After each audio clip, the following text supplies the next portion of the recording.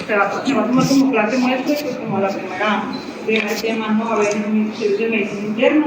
Yo soy la doctora Furama de Caracas, en el servicio de medicina interna y doctorado por el doctor Marco IR4.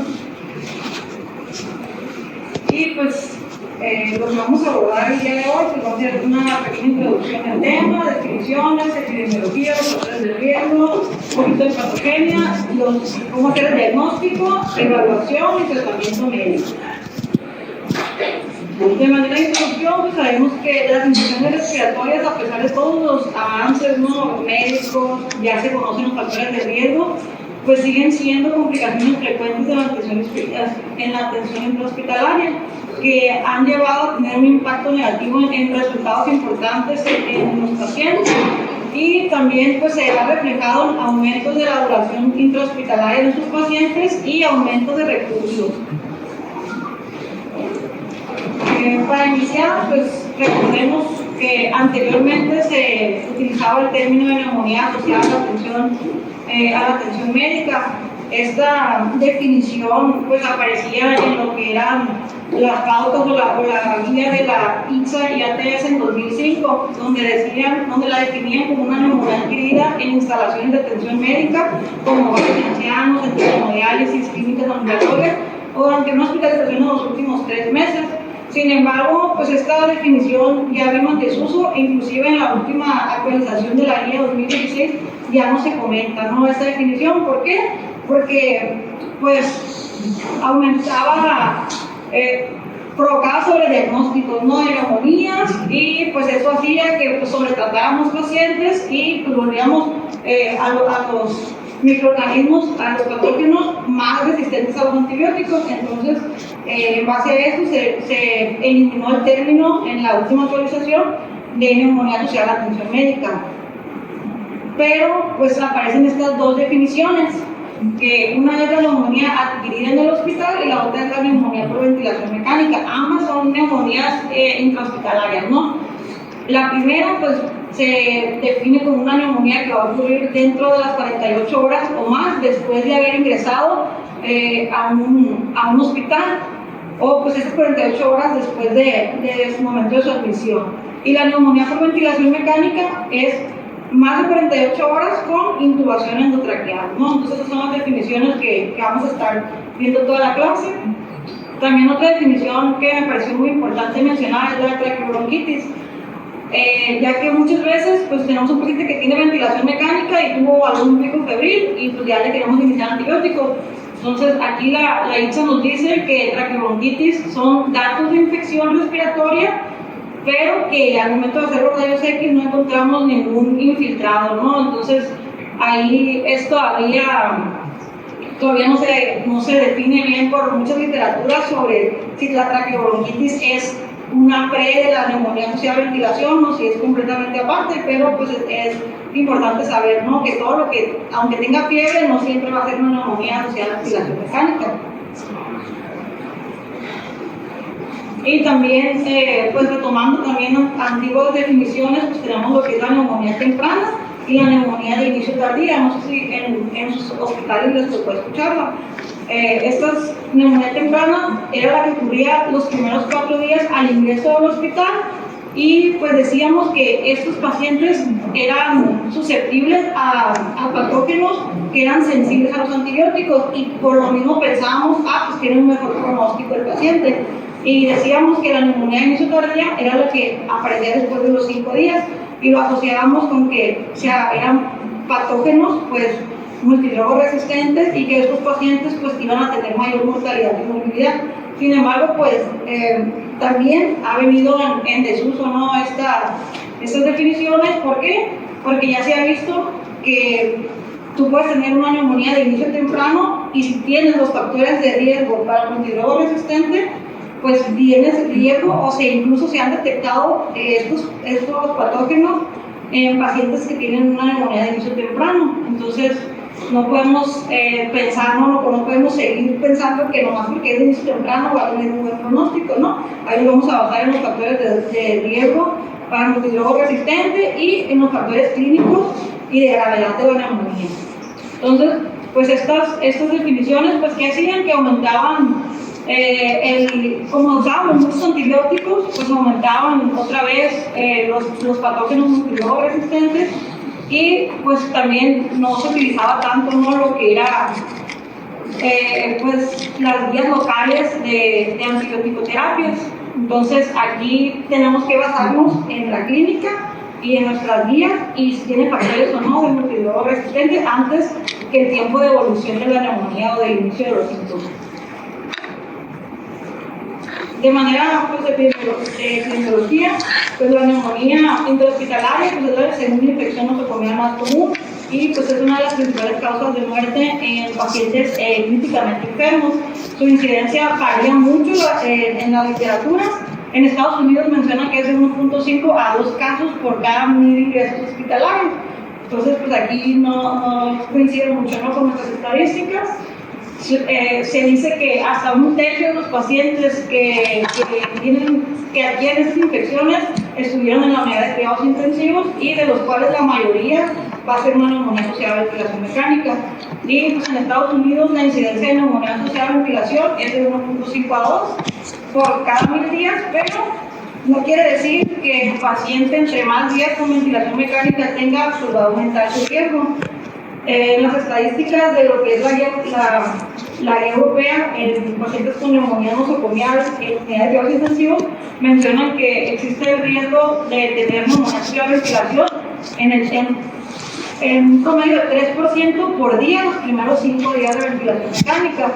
Luego, de los 5 a los 10 días, existe un porcentaje de 2% por día de presentado y pues, con los demás días hasta el 1%. En cuanto a la incidencia, pues esta es muy alta y pues, se presenta más en pacientes con traumatismos y lesiones cerebrales, ¿no? También, pues, lo que mencionábamos en un principio, que los gastos, ¿no? En Estados Unidos se reporta que estos pacientes tienen un aumento en lo que es el costo de atención intrahospitalaria en por lo menos $40,000. Y la mortalidad también varía, ¿no? En Estados Unidos nos mencionan que va del 20 al 50%.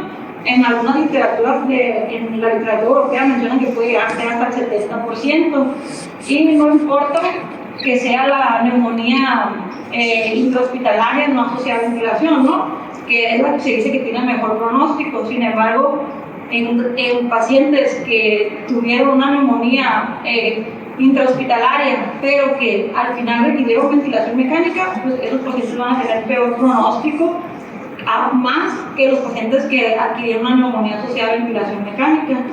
Entonces se dice que hasta entre 1/3 y la mitad de todas las muertes relacionadas con neumonía asociada a ventilación son el resultado directo de patógenos como Pseudomonas y Acinetobacter baumannii. Entonces ahí sí coincide mucho, ¿no?, con las estadísticas que tenemos aquí nosotros.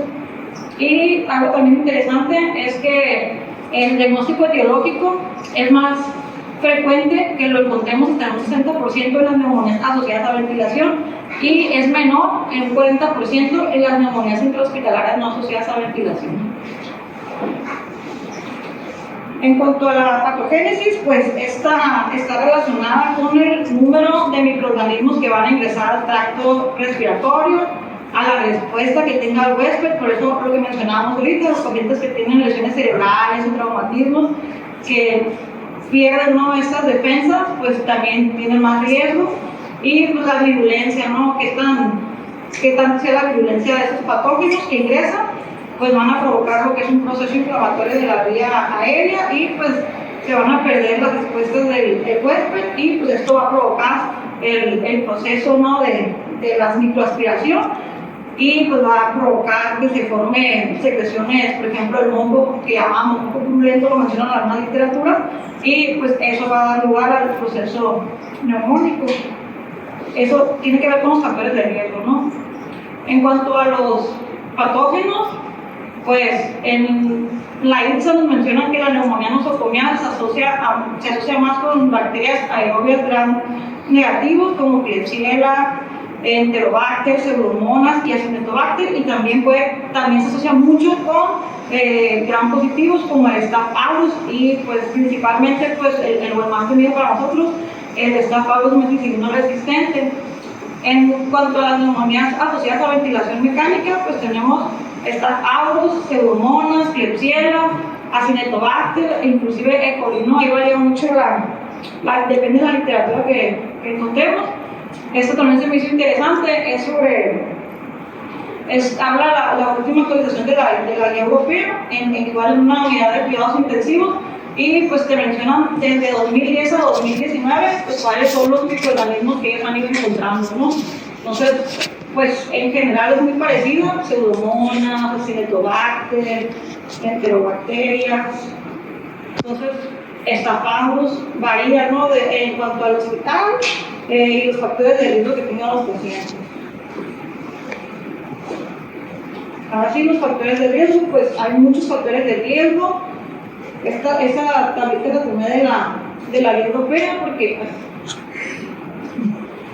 porque se me hizo, en manera de resumen, se me hizo muy práctico cómo los engloban, ¿no? Ellos los engloban como factores de riesgo relacionados con el paciente, factores relacionados a la prevención de las infecciones y factores relacionados a los procedimientos.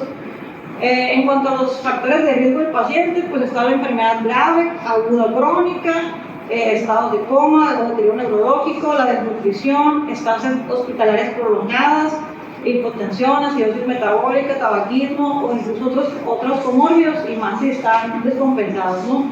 En cuanto a los factores de riesgo, pues tiene que ver con la higiene de manos deficiente de manos y pues, los cuidados inadecuados, ¿no? del circuito.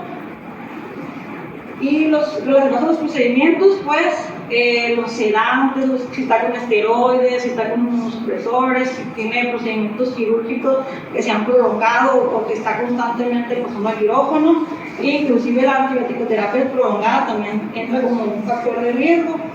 Pues si valoramos todos estos factores de riesgo, pues son factores que tenemos aquí, ¿no? Muchos de ellos se cumplen aquí en pacientes que tenemos de mucho tiempo prolongado y tienen todos estos factores de riesgo.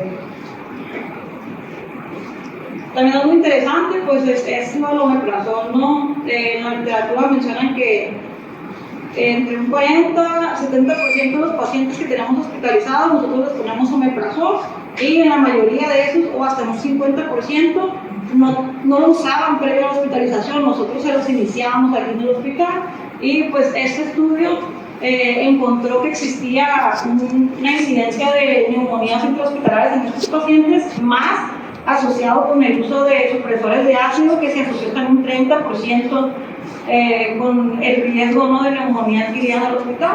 Eso es un dato también que muchos literatura lo toman en cuenta. Si está indicado, pues ahí sí se valora, ¿no? Pero pues, si no tiene indicación, pues ya vimos que sí se ha encontrado una asociación, ¿no? Y pues eso todavía también, nada más recordando, todos los factores de riesgo, la sedación, el delirio, pues la deficiencia de la higiene, todo eso va a provocar que se acumulen secreciones purulentas, las cuales pues en un epitelio dañado, en un paciente con inmunosupresión, pues va a provocar lo que es, por ejemplo, el piso, nos puede provocar una neumonía intrahospitalaria. Y en la unidad de cuidados intensivos nos puede provocar también una neumonía intrahospitalaria no asociada a ventilación, o si ya tiene ventilación mecánica también puede provocar la neumonía asociada a ventilación. Aquí, si vemos, empieza verde en lo que es la neumonía intrahospitalaria. Entonces se dice que estos pacientes tienen no son tanta mortalidad como las neumonías asociadas a ventilación en un inicio, pero si tienes un paciente que hizo una neumonía intrahospitalaria y que a pesar del tratamiento el paciente va a requerir ventilación mecánica, esos pacientes tienen mayor mortalidad que los pacientes que tenían un diagnóstico de neumonía asociada a ventilación. Entonces nada más es un dato importante, ¿no? para vigilar, no porque no haya estado intubado el paciente no quiere decir que pueda irle peor que un paciente que ya está con ventilación mecánica. Y pues también es todo muy importante, lo recomienda la guía de la ITSA. Cuando los factores de riesgo para patógenos multidrogas-resistentes, pues tenemos factores de riesgo para una mayor mortalidad, y pues que es obvio, ¿no? Pacientes que necesiten soporte ventilatorio o que estén en choque, pues son los que tienen mayor riesgo de mortalidad. Factores de riesgo para pseudomonas, multidrogas resistentes o otros gram negativos, que hayan usado antibióticos en los últimos 90 días, que tengan alguna enfermedad pulmonar estructural, que ya hayan tenido detección de algún microorganismo como bacilos gram negativos, o que esté colonizado previo al aislamiento de multivirus resistente con pseudomonas u otros bacilos. Pues si se dan cuenta, pues esto a la actualidad no es difícil, ¿no? que tengamos un paciente que no tenga factores de riesgo para multivirus resistencia. También tenemos para el Staph aureus que tomar en cuenta que tenemos en la unidad más del 20% de aislados con Staph aureus multiciclino resistente, pues cuenta como paciente como riesgo en estos factores. Un tratamiento en una unidad en la que se desconoce la prevalencia de Staph y la colonización previo al aislamiento, que ya hayan tenido previo a la hospitalización un cultivo, ¿no? Con Staph aureus multiciclino resistente. En cuanto a factores de riesgo en la neumonía asociada a ventilación, pues aquí cambian un poco. Igual es el uso de antibióticos, de choque, que tengan más de 5 días hospitalizados, terapia de reemplazo renal, infecciones de vías superiores agregadas, que, por ejemplo, como mencionábamos, la traqueobronquitis, que pudiera progresar a una neumonía asociada a ventilación. Otros factores de riesgo para pseudomonas de otros bacilos, pues aquí que en nuestra UCI tengamos, o que estado en la UCI con más del 10% de aislamiento de gram negativos y que sean resistentes a monoterapias, que se desconozca, ¿no?, la sensibilidad antimicrobiana y que hayan tenido colonización previa de estos agentes. Y en cuanto a factores de riesgo para Staph aureus, pues aquí varía, ¿no? En UCI, que hayan tenido el riesgo del 10 al 20% de los cultivos Staph aureus multiciclino resistente, que se desconozca o que esté colonizado previamente. También existen otros factores de riesgo asociados, que estos lo mencionan en lo que es la unidad de cuidados intensivos de las guías europeas. Por ejemplo, ellos tienen para Klebsiella, para Enterobacterias y para Acinetobacter baumannii, y te mencionan, por ejemplo, que para ellos los factores de riesgo para Klebsiella, que han tenido un ingreso a la UCI, que uso de antimicrobianos, el carbapenem previamente, operaciones invasivas o infecciones anteriores por Klebsiella y la duración de la terapia antibioticoterapia previa a la colonización. A las enterobacterias, desde el sexo, ¿no? Sexo masculino, que haya sido admitido en otro centro de salud, que tenga ventilación en cualquier momento durante la hospitalización, o el carbapenem, ¿no? Aquí hacen mencionan mucho el cuidado de los carbapenémicos. Y en cuanto a la Acinetobacter, aquí ya toman en cuenta desde el puntaje de Apache al ingreso a la unidad de cuidados intensivos, tiene enfermedades sistémicas, la presencia de excesos de dispositivos, invasivos, no invasivos, y si ha usado antibióticos en los últimos 28 días. Y aquí te lo engloban aún más, si esos antibióticos han sido carbapenem o cefepima. Y pues de manera de recordatorio, nada más recordar cuando decimos que la resistencia antimicrobiana es multiresistente, cuando es extensamente resistente y panresistente. Multiresistencia nos habla de que no hay susceptibilidad adquirida a al menos un agente en 3 clases diferentes de antimicrobianos. Extensamente resistente, que no hay susceptibilidad al menos a un agente en todas las clases de antibióticos, excepto a 2.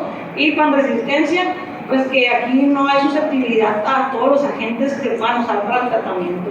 Entonces aquí en los cultivos que hemos recabado, pues muchas veces vienen panresistentes, que no hay, a todo lo que se le pudiera dar, pues sale resistente. Ahora sí vamos con el diagnóstico. Pues el diagnóstico siempre ha sido clínico, basado en la presentación de si tuvo fiebre, si tuvo aumento de las secreciones, si estas son turbulentas, si tuvo aumento de requerimientos de oxígeno, y pues nos vamos a apoyar, ¿no?, con otros estudios que son como laboratoriales y de imagen. Pues recordando nada más los criterios de Johansson, estos pues son en base a lo anterior que mencioné, ¿no? Que tienes que tener por lo menos 2 de los signos clínicos, que son fiebre mayor a 38, leucocitosis o leucopenia y secreciones purulentas. Y pues tienes que tener infiltrados radiológicos nuevos o progresivos. Estos, recordando, tienen pues tenían una sensibilidad del 69% y una especificidad del 75%. Entonces, es lo mismo, ¿no? En el diagnóstico de los pacientes sin ventilador con ventilador, la clínica, si tuvo leucocitosis, si requirió oxígeno, y lo del ventilador, pues la placa, ¿no? Ver si tuvo el infiltrado o nuevos o que haya progresado ese infiltrado que ya tenía. Y pues la sensibilidad y especificidad con estos, que vienen siendo los criterios de Johansson, pues es la misma, ¿no? Ahora sí, la radiografía de tórax, pues es el estudio que tenemos más a la mano en todas las unidades y pues sigue siendo un gran apoyo para el diagnóstico de neumonías. Aquí podemos encontrar infiltrados nuevos o progresivos, también podemos encontrar infiltrados alveolares con el programa aéreo y lo más importante, ¿no? Que nos sirve también para ver la gravedad de la enfermedad, porque pues, no es lo mismo que tengamos una consolidación en un lóbulo y que esté bien definida a que tengamos una bilateral que esté diseminada. Eso nos habla pues, de la gravedad del cuadro y pues se correlaciona con la clínica también, eso es muy importante. La TAC de tórax pues no es de rutina, no le vamos a pedir TAC a todos los pacientes, pero pues sí puede ser un estudio que nos va a apoyar mucho en pacientes con principalmente inmunosupresión, que por ejemplo que tengamos una radiografía que no podamos decir no, pues no le veo ninguna consolidación, pero clínicamente pues tiene toda la clínica de una neumonía. Entonces en esos pacientes tú puedes considerar pedirles un estudio de imagen con una tomografía y pues igual es inespecífico, ¿no? Pero si tenemos una consolidación muy posterior, por ejemplo, nos pudiera ayudar, ¿no? a definirlo como vemos aquí en la imagen. En la imagen esta, pues es el mismo paciente, ¿no? Aquí en la rayos X tal vez tú puedas pasar un poco por alto, que no integra como tal la neumonía, pero ya tú haces tu tomografía y aquí está, ¿no? Para eso, pues también es muy importante la exploración física. Y pues el ultrasonido, pues es otra herramienta que también se tiene a la mano y pues también aquí en la unidad ya se están especializando mucho. Pues las características ecográficas de lo que es el ultrasonido en pacientes con las neumonías, pues nos ayuda a determinar las consolidaciones pulmonares, inclusive con el programa aéreo, tiene una sensibilidad de hasta el 100% y una especificidad alrededor del 60%. Sin embargo, pues es operador dependiente también y no toda la superficie pulmonar se puede observar con medio ultrasonido, entonces puede haber lesiones o sitios que se nos pasen a la hora de hacer el rastreo y pues podamos pasar por alto, ¿no? Para eso tenemos los otros estudios que mencionamos y pues también mencionan que lesiones muy pequeñas o que estén muy posteriores, pues va a ser difícil que las puedan ver con el ultrasonido. Pero es un estudio no invasivo en un paciente pues inestable que tengamos la sospecha, pues nos puede ayudar mucho. En cuanto a la escala de CEPI, pues todos la hemos utilizado desde que estamos en el ámbito hospitalario, pues es una herramienta diagnóstica que se propuso en un inicio desde 1991 para neumonías asociadas a ventilación y pues esta toma en cuenta parámetros clínicos, radiográficos y bioquímicos y se decía que una puntuación mayor de 6 puntos tenía una sensibilidad del 93% y una especificidad hasta del 100%. Sin embargo, pues no es muy aplicable, ¿no? En pacientes con neumonía. ¿Por qué? Porque toma en cuenta marcadores bioquímicos como los cultivos y pues esos pueden tardar 48 horas. Entonces, ni nada más nos sirve en pacientes que ya tenemos la sospecha. Entonces, no podemos retrasar el inicio del tratamiento en base a esta escala porque necesitamos ese otro puntaje que es el bioquímico. Así que por lo mismo ha habido un desuso, además de que hay otros estudios que no han estado de acuerdo, ¿no? Con esta sensibilidad artificial. Otros estudios mencionan que su sensibilidad es más baja, del 60% y hasta la especificidad del 59%, y que a la hora de los puntajes en pacientes que tienen menor a 6 y más de 6, pues se han aislado los mismos bacterias o inclusive ninguno de pacientes que tienen más de 6 puntos. Así que pues ahí se recomienda que para pacientes con sospecha de neumonía hospitalaria o neumonía asociada a ventilación mecánica, solamente se sigan los criterios clínicos para inicio de antibiótico-terapia y no los criterios de CIEPI, ¿no? En cuanto a la muestra del tracto respiratorio, que son los cultivos, las secreciones, todo eso, pues antes había como no se ponían de acuerdo, ¿no? Tanto la guía europea como la ITSA decía que para ellos era suficiente un muestreo no invasivo que nos habla de las aspiraciones de secreción bronquial y pues no alteraba lo que era la mortalidad ni los días de estancia intrahospitalaria, entonces no tenía caso someter al paciente a un estudio invasivo. Entonces, la última actualización de la guía europea ya lo menciona también, que pues es cierto, los recursos no siempre están disponibles en todas las unidades, por ejemplo el broncoescopio, y pues aumenta los recursos y no se ha visto que haya una diferencia en cuanto a la mortalidad o la duración de la estancia intrahospitalaria. Entonces, para fines prácticos, pues vamos a seguir con las muestras no invasivas, con cultivos semi-cuantitativos, ¿no? Y pues existen otros biomarcadores que también se utilizan, ¿no? Que se mencionan siempre a lo largo de la neumonía, que está, por ejemplo, la procalcitonina. Se decía que, no sé si se menciona todavía en alguna literatura, que podría suspender de manera temprana los antibióticos en base a ciertos valores, ¿no? de la proca. Entonces, podemos considerar suspender los antibióticos cuando los niveles de proca estén por debajo de 0.5 nanogramos sobre mililitro o que hayan disminuido del 80% el pico si el valor inicial era mayor a 5.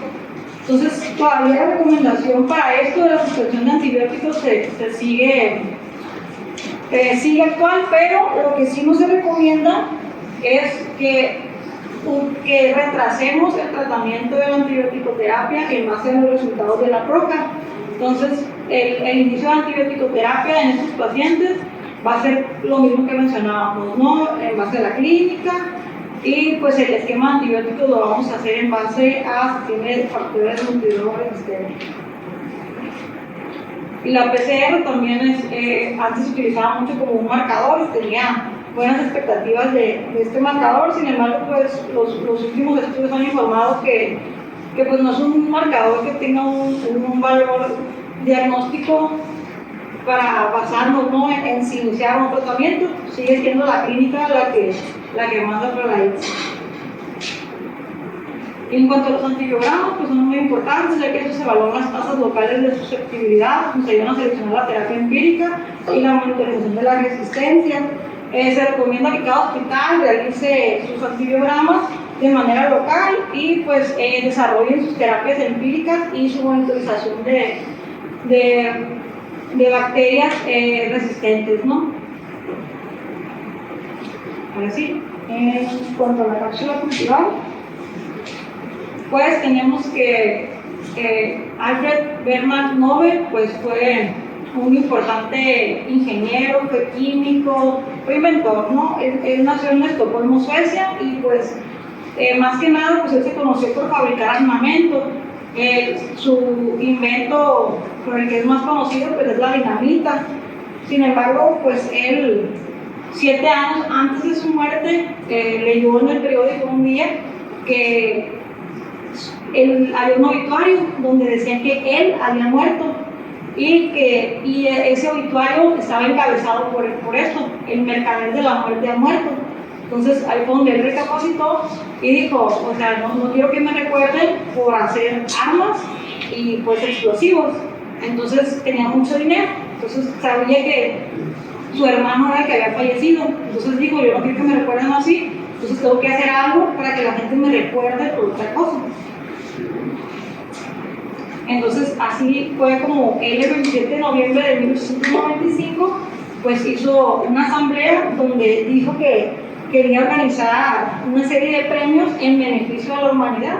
Todas las personas que hayan hecho algo en sus diferentes ramas pues iban a ser acreedores a un premio. Entonces iba a tener el reconocimiento, se les daba una medalla de oro y se les daba un monto económico. Ese pues, monto varía, ¿no?, en base a las acciones y todas sus compañías que están vigentes para actuales. Y nada más puso como regla que por cada categoría podía ganar máximo 3 personas, y ese dinero pues iba dividido entre 3 personas, y pues si una persona era la que ganaba, era libre de quedarse con el dinero o donarlo para continuar pues con algo para la humanidad.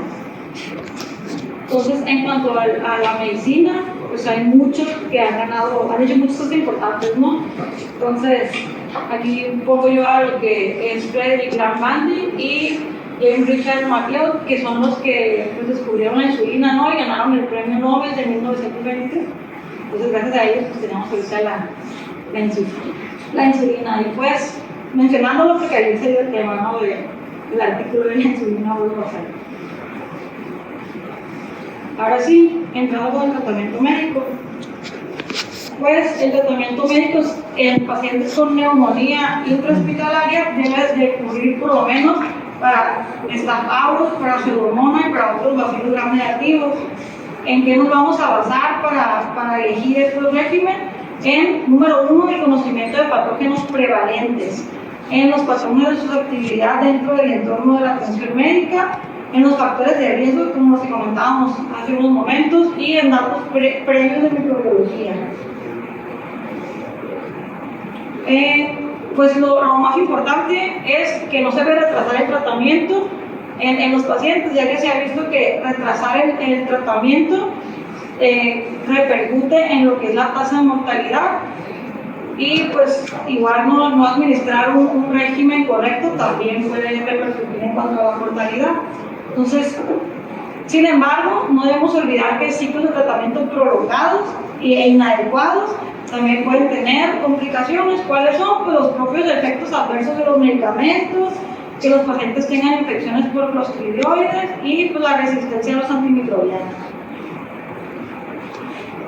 Cuanto a los factores de riesgo, como lo mencionábamos, pues pacientes que tengan neumonía asociada a ventilación más factores de riesgo deben de recibir por lo menos 2 agentes con actividad contra Pseudomonas y otro para gram negativo.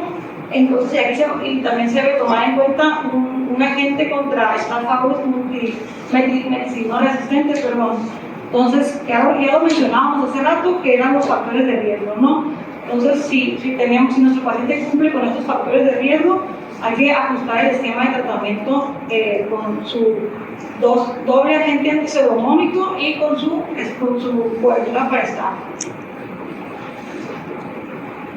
El tratamiento empírico en las neumonías asociadas a ventilación mecánica, pues en la guía de la ITSA mencionaban estos esquemas, ¿no?, que podían variar. Ellos te dan esta opción si no tienes una guía local de tratamiento. Entonces puedes utilizar, por ejemplo, piperacillin tazobactam, cefepime, quinolona, imipenem, meropenem, y también podemos utilizar las oxacilina, maxilina o sulfasolina, pero pues siempre y cuando se necesite. Si no son necesarios, como lo mencionamos, vamos a aumentar los factores de riesgo.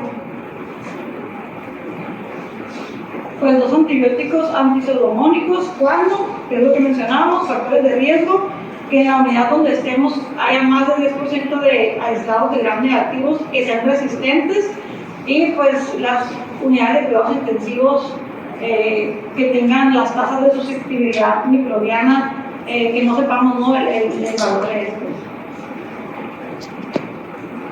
¿Cuándo podemos pensar en dejar un solo antipseudomónico? Pues si el paciente no tiene factores de riesgo y pues en la unidad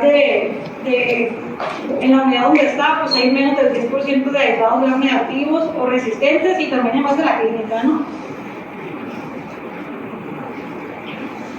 Y pues aquí está otros esquemas que mencionan en la ITSA sobre diferentes alternativas, ¿no? Sin embargo, siempre se recarga en la guía que si tienes un esquema local, pues hay que basarnos en nuestro local. Aquí tenemos uno, entonces ahorita al final lo voy a mencionar. El tratamiento empírico, pues, es el principal, ¿no? El primero que vamos a ver en los pacientes, lo vamos a hacer en base principalmente a la clínica, los factores de riesgo, y este lo tenemos que desescalar una vez que tengamos el resultado del cultivo. O sea, que lo mencionan, alto riesgo de mortalidad, ¿no? Pacientes que estén chocados o que anteriormente no hayan tenido ventilación mecánica, porque era una neumonía hospitalaria, pero llegaron a la ventilación mecánica, pues los pacientes tienen mayor riesgo de mortalidad, así que pues hay que cubrirlos bien, ¿no? Y pues cuando prescribimos antibióticos contra pseudomonas, cuando tengamos los factores de riesgo, que era lo mismo que mencionábamos, de intravenosa en los últimos 90 días, alto riesgo de mortalidad, y que tengan otras enfermedades estructurales como bronquiectasia, cirrosis quística. Sin factores de riesgo para Staph aureus y que no tengan mortalidad elevada, podemos utilizar estos esquemas. Podemos utilizar piperacina tazobactam, cefepime, o una quinolona o un carbapenémico. Igual no va a depender de la idea local que tengamos. Sin alto riesgo de mortalidad, pero que tiene factores de riesgo, pues aquí cambia, ¿no? Entonces vamos a utilizar uno de los siguientes, que es pipetazo, cefepime, ceftazidima, quinolonas, meropenem, aztreonam, y vamos a agregar la vancomicina o linezolid. ¿Por qué? Porque tiene factores de riesgo para Staph aureus. Y pues en los pacientes que tienen alto riesgo de mortalidad o que tienen factores de riesgo, pues a estos sí, les vamos a dar dos de los siguientes, que son los antipseudomónicos más la cobertura para Staph. Entonces, si se dan cuenta, todos los esquemas pueden variar, pero pues en base a los factores de riesgo y a la gravedad es como vamos a buscar el esquema. En cuanto a las especies de Cinetobacter baumannii, pues la ITSA nada más nos menciona que pues si es susceptible a carbapenémicos se pueden utilizar, pero pues ya sabemos que en la mayoría ya de las literaturas, inclusive la europea, se mencionan que inclusive hay scores para valorar si puedes utilizar o no el carbapenem. Y pues si es sensible a algunas polimixinas, pues también las podemos administrar, como la colistina, o pues la ITSA pues no recomienda tanto lo que es la tigecyclina, pero pues vamos a lo mismo, depende de las vías locales. Y la terapia inhalada también pues es una alternativa para las neumonías asociadas a ventilación debido a bacilos gram negativos. Y pues aquí podemos utilizar lo que es la colistina, la polimixina B o aminoglucósidos. Entonces pues la ITSA recomienda que no se utilicen solos, ¿no? Que no los utilicemos nebulizados solos, tenemos que utilizarlos también como coadyuvantes con los tratamientos intravenosos. Y también tenemos que tomar en cuenta otras cuestiones en los fármacos inhalados. Tienen que ser la dosis adecuada. Entonces, aquí tenemos que ver el fármaco, si es el adecuado para indicarlo de manera inhalada. En cuanto al método adecuado, pues hay que ver si está disponible, si el nebulizador que se va a utilizar es el adecuado. Y aquí viene este cuadrito, ¿no? Que son las características que tienen que cumplir los antibióticos para ser inhalados. Entonces tiene que ver desde las propiedades que tiene el fármaco, desde las características de la partícula, las medidas que tenga esa partícula y el método de liberación. Entonces, si no tenemos el nebulizador especial ni la presentación, pues no tiene caso, ¿no? Que pues, estamos administrando el medicamento inhalado. En cuanto al tiempo de tratamiento, pues existen algunas diferencias, ¿no? Pero ya las dos corrientes están de acuerdo en que los ciclos cortos versus los tratamientos más largos de hasta 14-15 días, pues no hay diferencia en cuanto a la mortalidad. Entonces, ¿qué es lo que se recomienda? ¿Qué es lo que recomiendan las guías actuales? Pues que sean tratamientos cortos.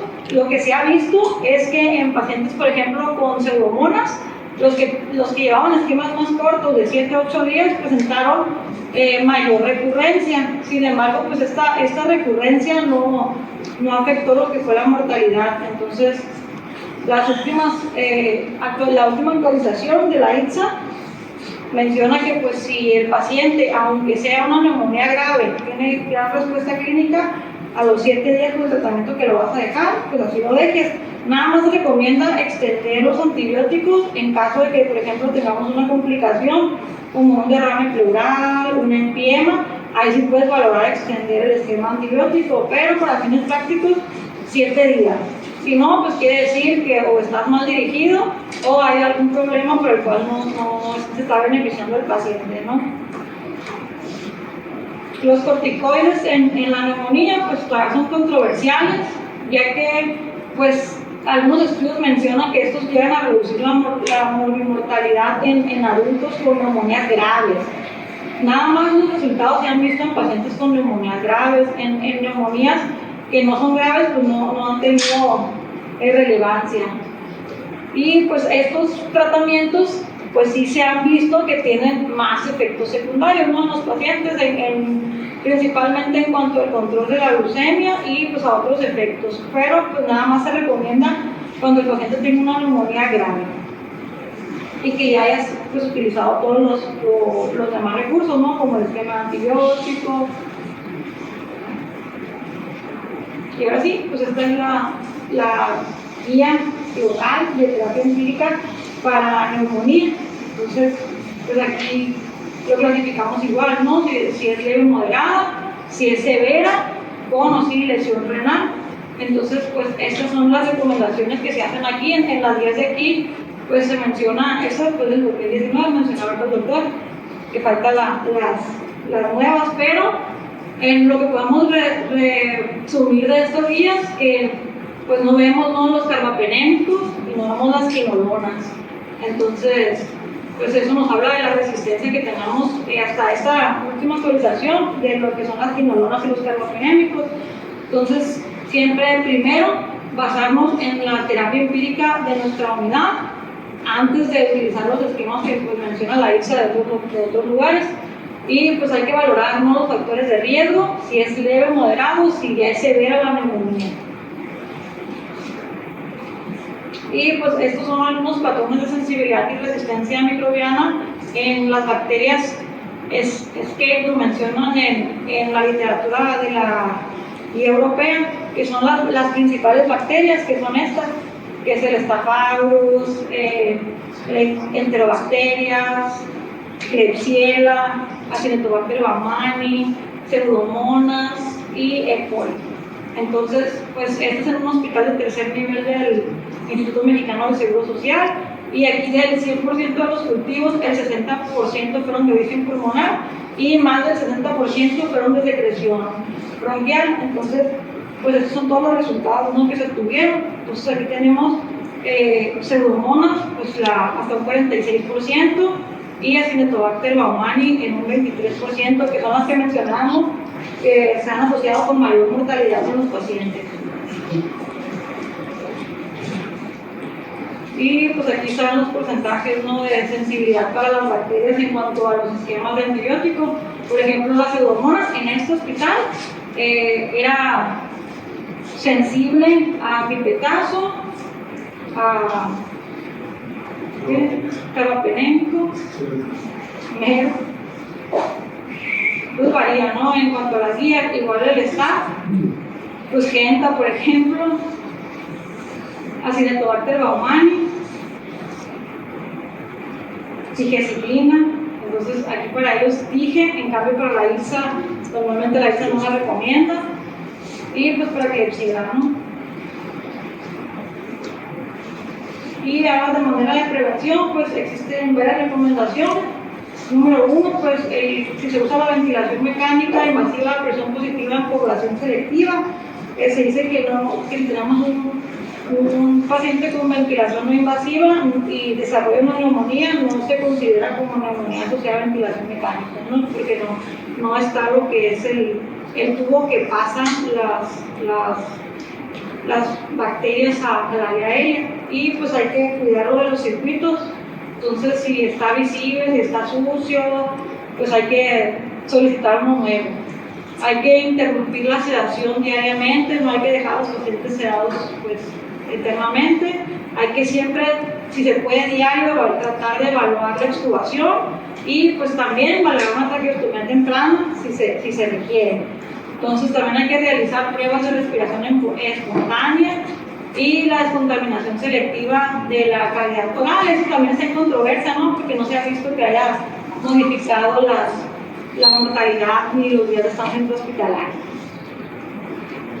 También están pues, el cuidado oral, de manos, los probióticos, el monitoreo de volúmenes gástricos residuales, los tubos endotraqueales recubiertos de plata, las camas, la posición del paciente. Lo que sí ha demostrado pues, que disminuye el riesgo no es la posición. Entonces, son detalles que desde ahí podemos nosotros, si tenemos un paciente con riesgo, como por ejemplo un deterioro neurológico, pues hay que tratar de darle la posición para que disminuya el riesgo de microaspiraciones. Entonces, la profilaxis de úlcera por estrés también hay que valorarla, si la va a requerir o no. En cuanto a la aspiración de las secreciones, pues hay que cuidarnos la técnica, hay que ver cómo se aspiran a nuestros pacientes, si es la técnica adecuada, si es el equipo que se necesita.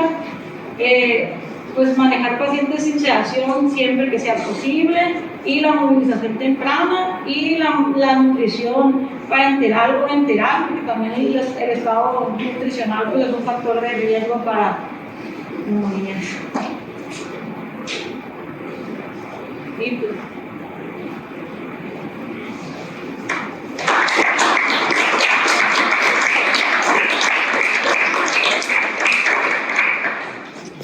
comentarios, participaciones de los amigos, algo que retroalimentar, algo que debatir, lo que leyeron.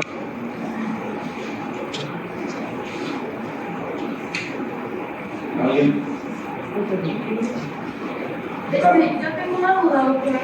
En relación al uso de la procalcitonina para poder quitar el tratamiento antibiótico, el artículo que usted puso dice que sí, ¿verdad? Que sí es.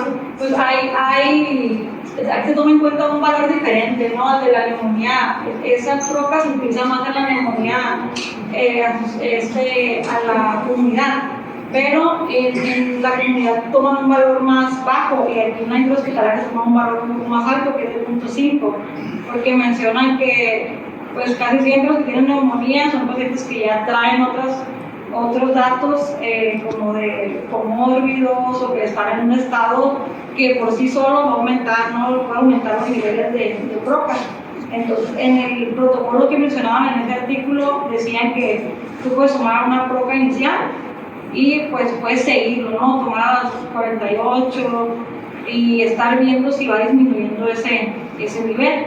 Entonces tú en base a eso pudieras considerar el retiro del antibiótico, pero también depende de la clínica. Entonces para lo que es el retiro del antibiótico y el desescalamiento, pues sí se recomienda, pero lo que no se recomienda es para decidir si le vas a dejar un antibiótico. Entonces, ahí también con la procalcitonina, como te recomiendan esquemas cortos de tratamiento antibiótico de una semana, pues también la utilidad en la mayoría de los pacientes pues no es tanto, salvo en aquellos que no tienen mejoría clínica en estos primeros 3-4 días. Ahora sí, ahí sí que en el que tú planeas llevarlo a 14 días, ahí sí te puede indicar cuándo lo puedes suspender, pero la mayoría no, porque los esquemas de tratamiento recomendados son de 7 días, entonces no le vas a aportar más el tratamiento a eso. Igual no te dicen que tú tienes que valorar a las 48 o 72 horas de haber iniciado el antibiótico, y pues en base a eso también tú vas a considerar si tienes que hacer algún ajuste, ¿no? Al esquema antibiótico, si por ejemplo con fiebre, si sigue igual de inestable el paciente, más son esas cuestiones que la provocan. ¿Alguien más? Bueno, por ejemplo, se dice que hay que evitar al máximo el persona o los inhibidores de bomba para que pues, un paciente intubado, pues a partir de 48 horas requiere. Estaba checando que se está bien humano con su preparato para evitar el uso de estrés y que se ha visto que tienen menor de atención a neumonía esquizofrénica. Sí.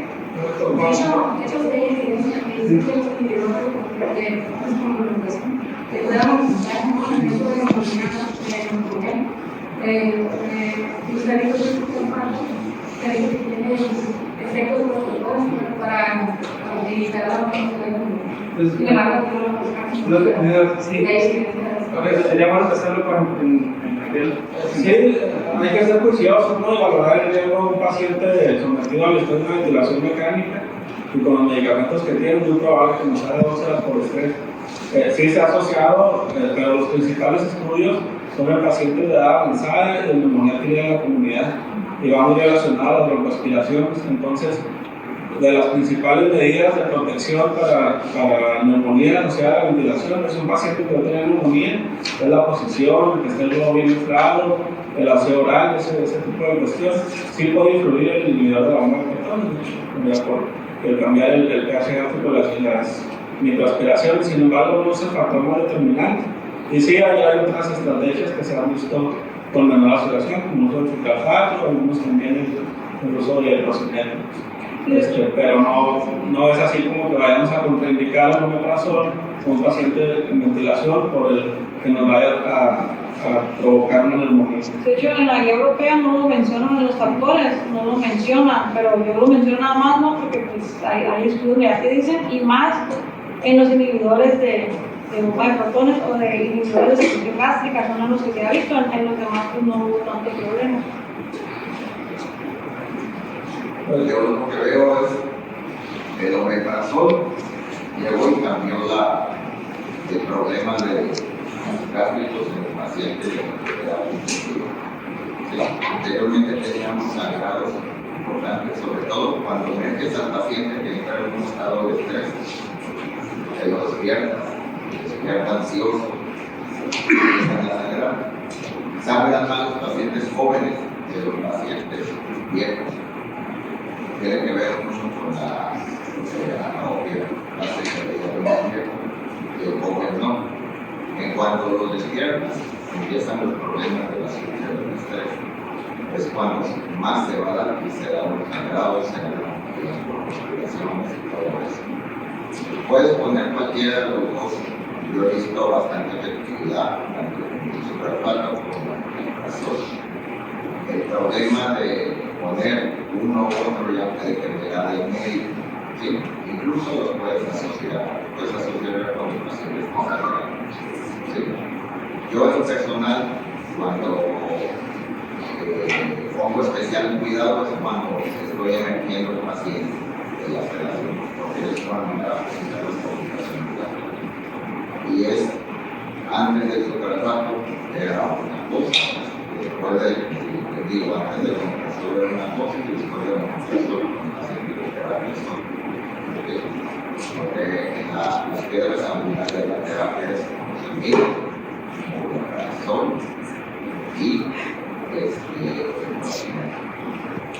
y sobre todo un personal de enfermería capacitado en el manejo del tratamiento no farmacológico. No farmacológico, que quiere decir el aseo oral adecuado, la aspiración sin lastimar la mucosa oral, aspirar atrás del hilo, ¿sí?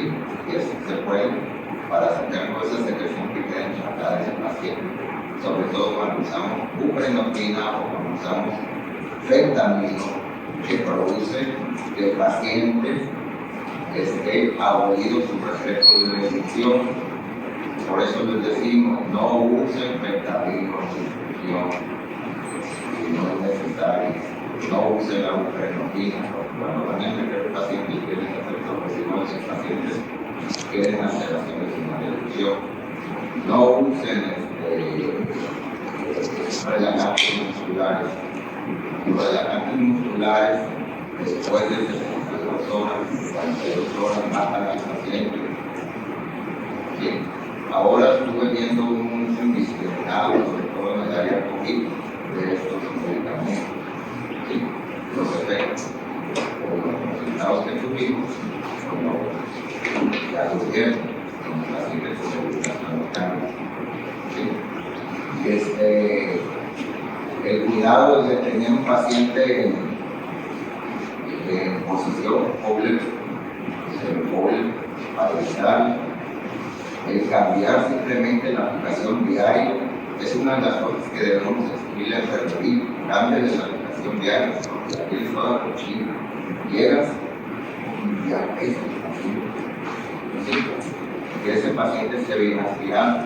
Y también hay que tener cuidado de que ese enfermero no le ponga un 4 o 5% con ventilador, porque la calidad de atención va a disminuir y el que va a dar la cara va a ser el mismo. En cuanto al tratamiento microbiano, lo ideal es que tengamos el reporte de epidemiología, mes por mes, y que la epidemiología se preocupe por publicar lo que tenemos en cada área. ¿Sí? Primordial también que los jefes de servicio se preocupen porque las áreas estén sanitizadas, limpias, lo que hemos visto para disminuir las infecciones intrahospitalarias, especialmente en la sanitización de las áreas. ¿Verdad? Entonces, cada uno de los que estamos ahí tienen algo que ver en que tengamos las neumonías y que estas se perpetúen. El rayos X, dice, hay que hacer enseñar la radiografía. Está bien, pero tiene un amor. Si ese paciente lo puede comer, no va a de problemas. Usen el mejor recurso que tengan para salud, sobre todo cuando están recuperados. Quisiera agregar algo con el diagnóstico, para complementar un poquito lo del ultrasonido. Pues sí, son las sensibilidades que menciona la doctora, aunado a la clínica siempre, ¿verdad? Como mencionaba, es un estudio con baja especificidad, de un 60 a un 80% en las series, porque no discrimina entre atelectasia, funciones pulmonares, contusiones. En cuanto a la imagen, pues sí es una hepatización que se ve en el programa aéreo y que va a ser dinámico con la respiración del paciente. En el servicio de varios doctores que cuentan con el recurso, si ustedes tienen duda, pues nada más se acercan y vamos y empezamos a hacer los rastreos pulmonares.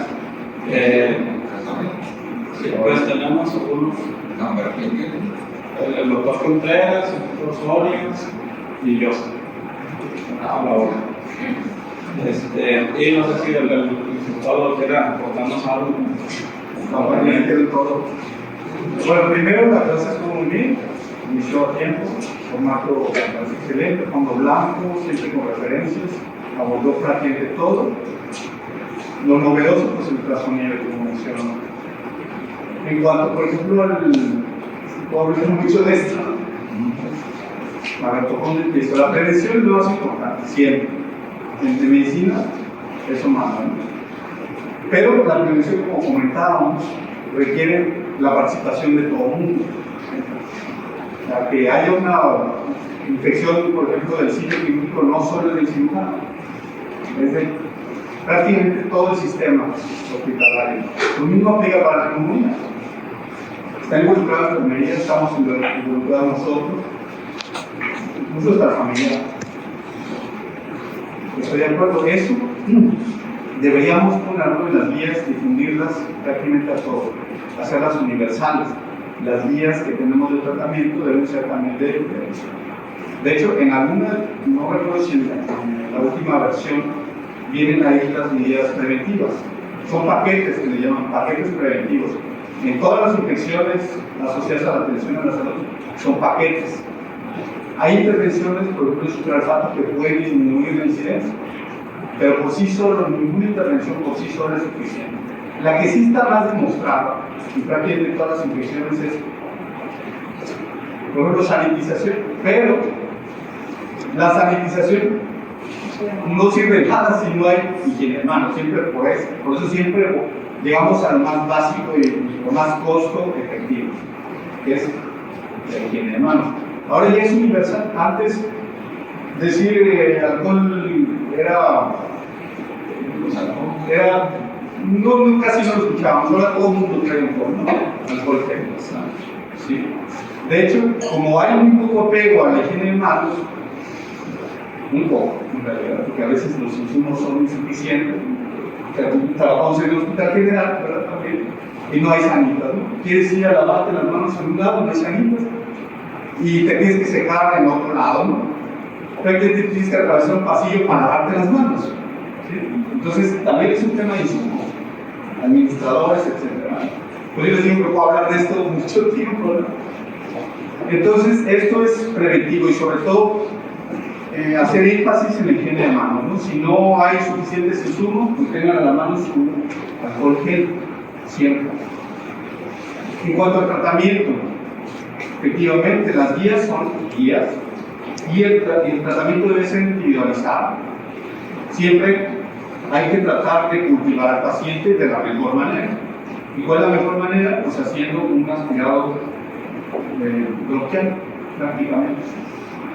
Ahora, para eso necesitamos tener trampas suficientes y saber la técnica, saberla y capacitar a las enfermeras que no sepan hacer.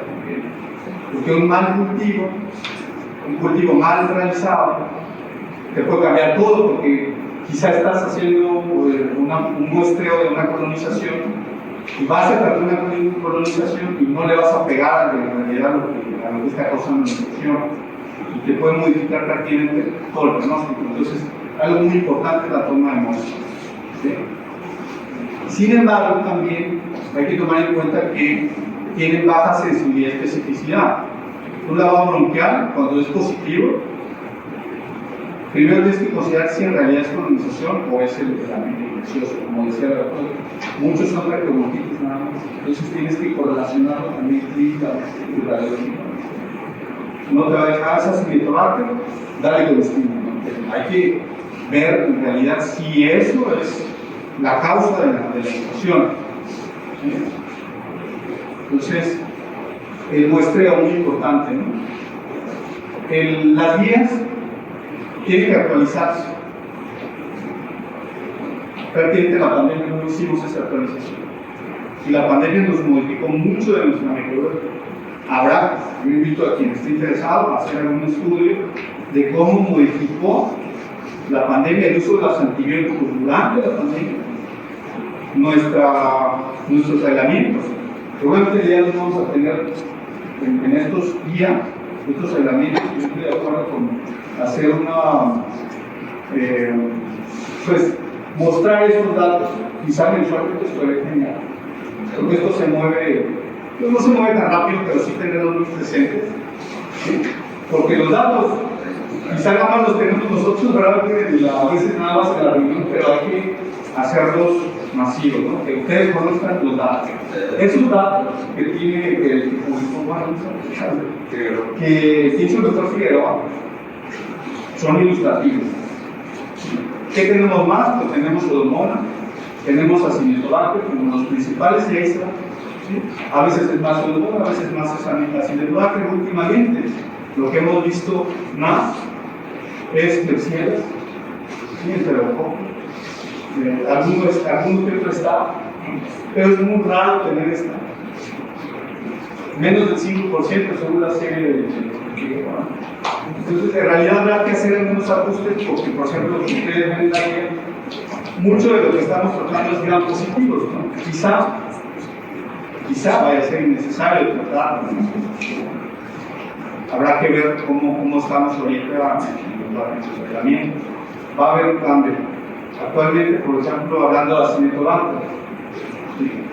Ciertamente está, hasta en algunos artículos se menciona una contraindicación con el uso de tipificina, pero llegó un momento en que llegamos a usar mucha tipificina en los hospitales porque no tenemos otra opción, pero tiene sus memorias, porque está proscrito en algunos reportes el uso de tipificina, y que incluso se menciona que incrementa la mortalidad, porque es un antibiótico que no difunde bien al pulmón, que sirve, de hecho la indicación principal era en infecciones intraabdominales, y además es bacteriostático.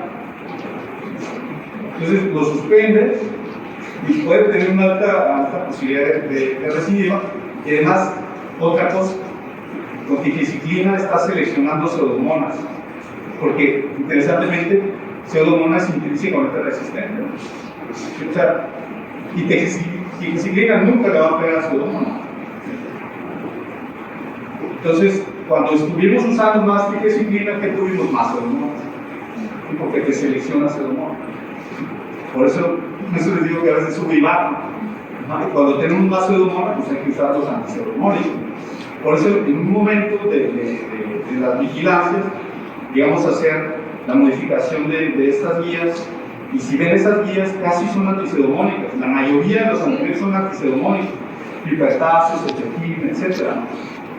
No están ahí los carbapenémicos, porque de entrada no teníamos casi elementos que fueran sensibles a mero. Prácticamente ninguno era sensible.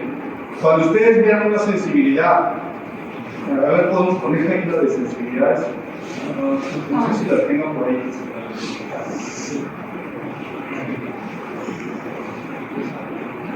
Son sensibilidades, ¿ok? En algunas ocasiones pueden ver sensibilidad o resistencia, porcentaje de sensibilidad o resistencia. Aquí está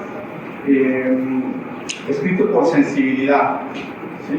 Se considera que para que una cepa sea sensible de los aislamientos de todo el hospital y que un antibiótico pueda ser usado, digamos, con cierta eficacia farmacológica, tiene que tener una sensibilidad más del 70%. Prácticamente ninguno de nuestros aislamientos era sensible mayor del 70%, excepto para esta pauta de gentamicina y algunos otros. Pero si ustedes ven, los altamente resistentes son los gram negativos, que tienen muchos mecanismos de resistencia, Pseudomonas, Enterobacter, etc., en los cuales las sensibilidades dan miedo, porque son muy poco sensibles. Estamos usando los que más son ¿Aquí sensibles. les reportan así con porcentaje?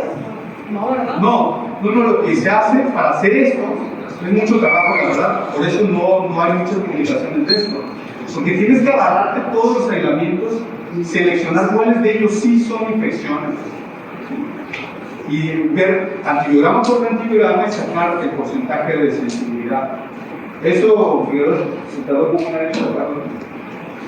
Bueno, vale la pena hacer otros. Si interesa lo podemos hacer. Hay muchas cosas para publicar. Está, por ejemplo, lo de superfato, está el ultrasonido, están algunas otras medidas, por ejemplo, clorexidina. Hay muchas cosas, ¿no? En el segundo día te exigen que tengas en la autorización cárcel. Sí, de hecho sí se debe tener, porque esto va a cambiar. Con COVID esto va a ser diferente. Post-COVID nos cambió todo. Son 9-12. Bueno, ya. Nada más pues felicitar a la doctora por la clase, invitarlos a que traten de hacer con la misma mayor calidad cuando les corresponda a ustedes, y invitar a los médicos que sigan viniendo todo el año. No, gracias. Y ya seguir hablando sobre